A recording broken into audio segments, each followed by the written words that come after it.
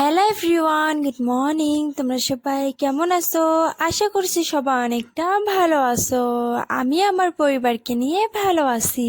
আবার একটা blog video নিয়ে তোমাদের মাঝে চলে আসলাম। ভিডিওটা স্কিপ না করে পুরো ভিডিওটা দেখে যাবেন। আর আমার এই চ্যানেল এনজে লাইফস্টাইল ব্লগে তোমাদের সবাইকে স্বাগত জানাচ্ছি। আজকে না আমরা আমাদের নতুন বাসা যাচ্ছি, কারণ আমাদের যে জমিটা নেওয়া হয়েছিল সেই জমির ওয়ালটা নাকি ভেঙে গিয়েছে।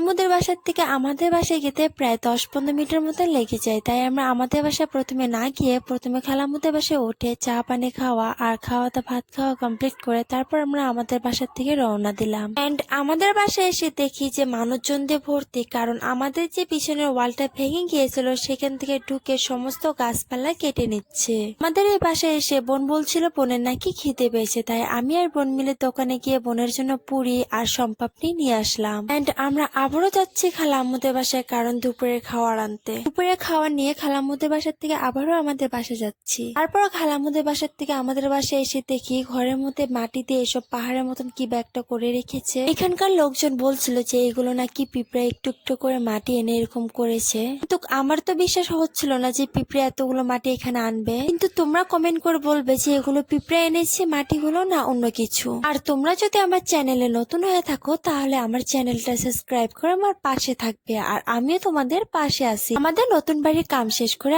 আমরা আমাদের পুরান বাড়ির থেকে রওনা দিই।